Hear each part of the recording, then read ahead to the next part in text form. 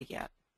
Yes, so there are no human data that are sufficient for the FDA, and I wanted to point out that buprenorphine is an opioid, and it like any other opioid, so it has a risk of babies developing neonatal abstinence syndrome, but the risk is much reduced compared to if the mothers were continue taking their full opioid agonists and abusing their full opioid agonists. And so they are going to spend less time in NICU, and they're going to need less medical treatment if the mother receives buprenorphine treatment during their pregnancy. And there is a likelihood, we have many patients whose babies are fine and they don't have NAS.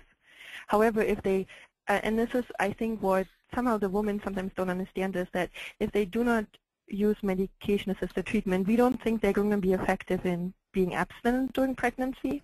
And so if they do not abstain from opiates during pregnancy, the likelihood of their babies to develop NAS is really high, and the NAS is going to be long, so several weeks long, 6 weeks, for example.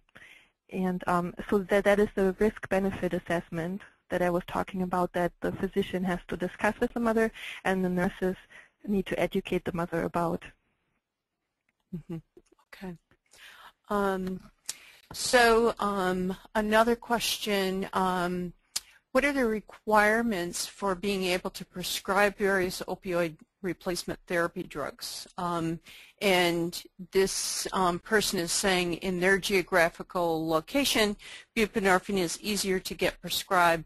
It's a course that a provider must take. Is that the case on the East Coast as well? So I think this gets to the prescriber